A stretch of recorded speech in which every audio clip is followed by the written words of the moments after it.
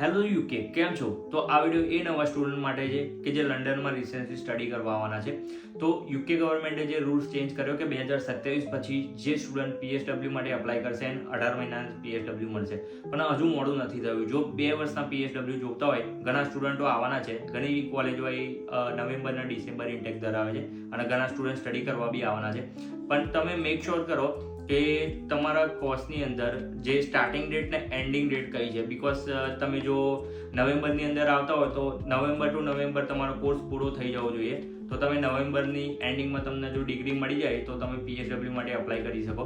અને એમાં બીજી ભૂલ તમે એ ના કરતા કે માસ્ટર કોર્સ 2 રીતના હોય છે. એક વિથ પીડીપી હોય ને એક વિધાઉટ પીડીપી. હવે વિથ પીડીપીમાં શું હોય કે તમારો 1 વર્ષનો કોર્સ હોય અને 6 મહિનાની ઇન્ટર્નશીપ હોય. એટલે તમને ઇન્ટર્નશીપ પછી ડિગ્રી મળે. તો તમે એના પછી અપ્લાય કરશો તો 2027 પછી જ તમારે અપ્લાય થશે. તો તમને પીએસડબ્લ્યુ 18 મહિના મળશે. અને વિધાઉટ પીડીપીમાં તમે અપ્લાય કરશો તો ટાઈમ ટુ ટાઈમ તમારે પતી જશે કોર્સ અને તમને 2 વર્ષના પીએસડબ્લ્યુ મળશે.